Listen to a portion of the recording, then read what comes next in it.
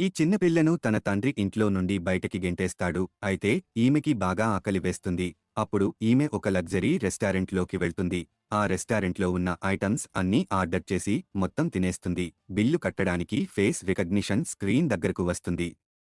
అందులో ఈమె తన ఫేసు స్కాన్ చేయగా పేమెంట్ ఫెయిల్ అవుతుంది. అయితే మిగతా కస్టమర్స్ మాత్రం ఫేసు చూపించి పేమెంట్ చేసేసి వెళ్ళిపోతూ ఉంటారు. అప్పుడు హోటల్ యజమాని నీ దగ్గర డబ్బులు లేనప్పుడు ఎందుకు తిన్నావు? నాకు డబ్బులు కట్టకుండా వెళ్ళడానికి చూస్తున్నావా అని తన సిబ్బందిని పిలుస్తాడు. అప్పుడు ఈ చిన్నపిల్ల మీరు పెట్టిన ఫుడ్ పెద్ద టేస్ట్‌గా ఏమీ లేవు. అందుకే నేను బిల్లు కట్టను అని అంటుంది. ఇది విని చెఫ్‌కి కోపం వస్తుంది. అయితే నీకు దమ్ముంటే వెళ్లి రుచిగా ఫుడ్ తయారు చెయ్యి చూద్దాం అని అంటాడు. అప్పుడు ఈ చిన్న పిల్ల కిచెన్‌లోకి వెళ్లి గుడ్లు, టమాటాలు ఉపయోగించి ఒక వెరైటీ డిష్ తయారు చేస్తుంది.